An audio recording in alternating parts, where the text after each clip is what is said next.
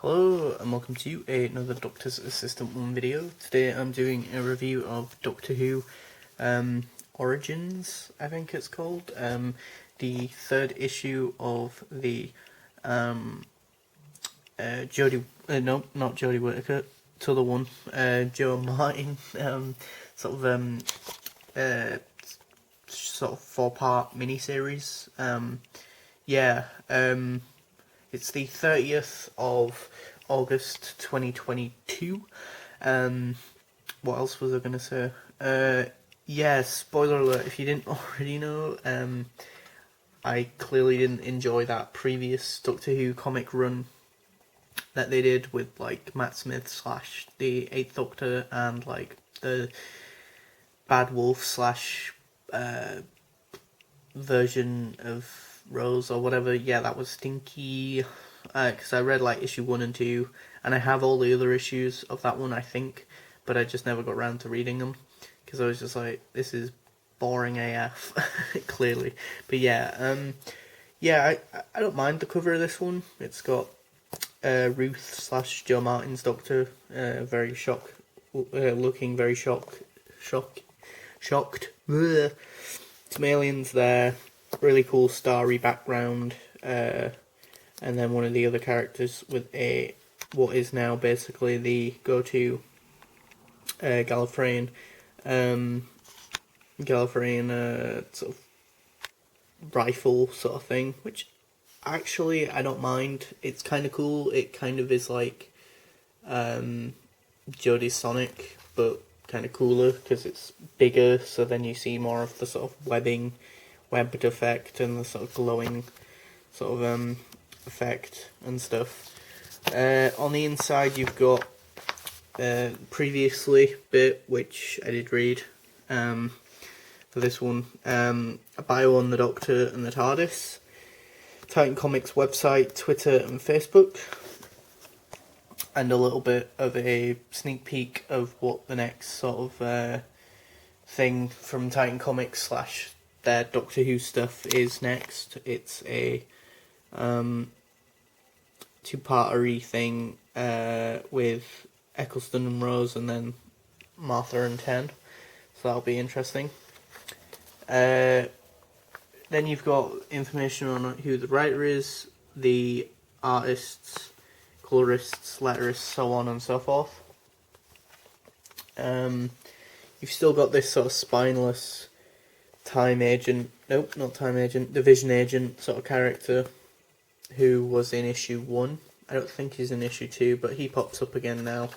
And there's one panel or bit that I really did like, which is, let me just find it, this one, like a shot from the inside of the TARDIS looking out, and then you see the silhouette of Joe Martin's Doctor. I also quite like the look of the time vortex in these ones, very sort of dark grey, purpley, dark colour. I don't know why, but I like that for some reason. I guess it's trying to evoke the sort of Jodie Whittaker-y TARDIS, time vortex even. You've also got a nice shot of Gallifrey there. I assumed this guy was Rassilon, because 9 times out of 10, whenever we have a Time Lordy figure in Doctor Who in the new series, it's always Rassilon. I don't understand why this is there. Like, well, the gun looks weird in this, like how I just said that I like the gun design there. It's like, it's totally different here. Maybe it's because it's the Doctor's gun, I don't know. Maybe that's why they have to give her a golden one. But I'm pretty sure the side character-y person, she has like a different gun. Or it's like her gun is like the grey one. Very odd. I mean, at least the Time Lordy sort of character looks like a Time Lordy character in that. You've also got, obviously, the cover for the next issue, and when it's coming out, September 22nd. You've also got, like, the advertisement for some of the graphic novels. and also this reader's guide thing, which I think is great. You've got Jodie in the corner there, and you've got like all of the different stuff like event comics and classic Doctor Who comics, 9th Doctor ones, 10th, 11th, 12th and 13th Doctor ones. You've also got what the variant covers for this one look like. I quite like the variant cover C. That one looks kind of cool. And that. Yeah, it was a decent enough one. I think it was a bit better than I anticipated. I thought this one would be a bit of a weak one, but it'd be interesting to read all 4 issues back to back and then do like a little mini review or mini overview of this little 4-part story. I guess it's quite fitting, I guess, that it's only 4 little issues, because it's in that sense kind of feels like proper old school Doctor Who. You know how that was obviously serialized, and a lot of the sort of old ones were 4-part stories, so obviously this being over 4 issues kind of harkens back to that sort of format, I guess. And that, but yeah, I quite like the side character. She's decent. There is a bit of a plot twist, I guess, here, but in my opinion, I thought it was quite predictable.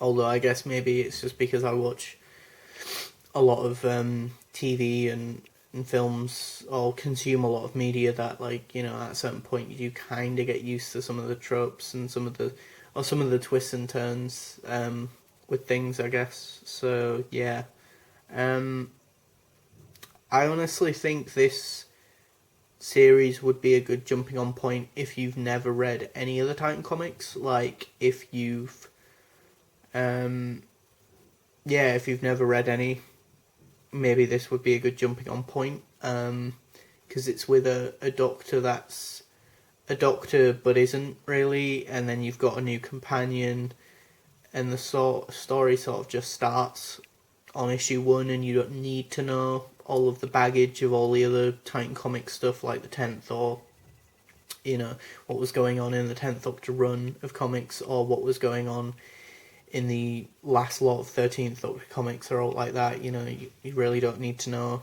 any of that sort of stuff. All you really need to know is like stuff about Division, Timeless Children stuff, or if you're a fan of like the Jodie Whittaker era, or you've been watching since like 2018 onwards, sort of Jodie series 11 onwards, and that, and you're kind of worried about this era of the show coming to an end, or getting upset about that, then, as I say, this would be a good jumping on point, or a good sort of sidestep to that sort of stuff.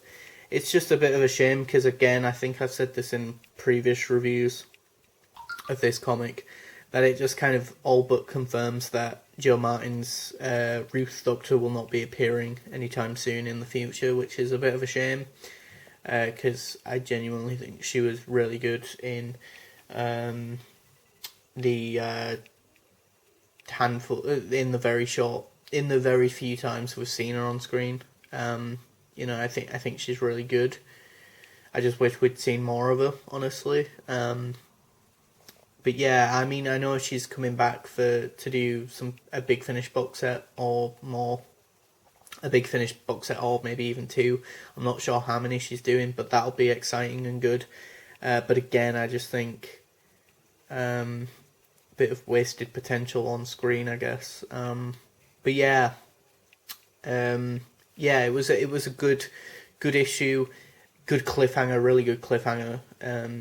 And I am actually quite excited to see where the next issue goes. And it's cool that although she's working for the Division, it's not just all being set on Gallifrey. We sort of started on like this sort